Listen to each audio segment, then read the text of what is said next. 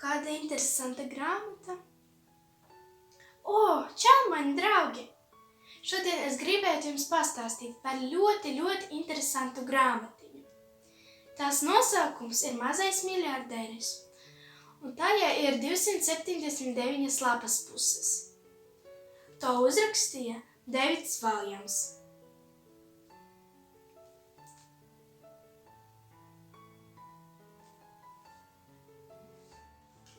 Galvenie varoņi ir Džo Tupenis, Bobs un Džona tēvs.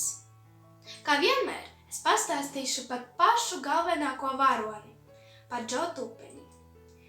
Džo Tupenis ir resniņš puika, kuram ir 12 gadi.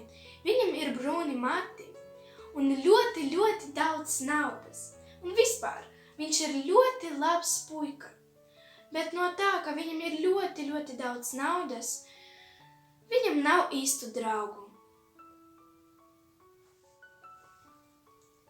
Šī grāmata ir par to, ka sākumā Džonam Tupenim nebija vispār īstu draugu, no tā, ka viņam bija ļoti daudz naudas. Bet pēc tam viņš pārgāja uz citu skolu un izlikās par vienkāršo zēnu, lai sameklētu īstus draugus.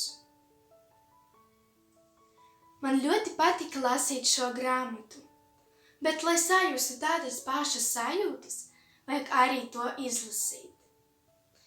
Es ieguvu atziņu, ka īstais draugs nedraudzēsies ar tevi naudas dēļ. Ļoti iesaku to jums.